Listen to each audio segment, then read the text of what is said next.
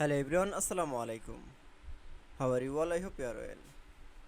Welcome back to my channel in this new video. Today's video, how to add that shortcut key in Microsoft Excel. So get let's started. At first, open your Excel document.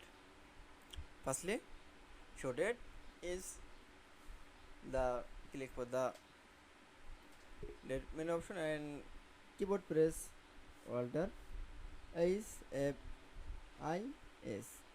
Now for series, and now click for the columns option and click for the stop value option.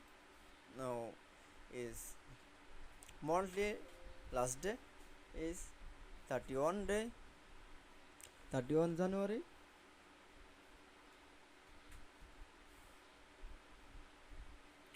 and 2024.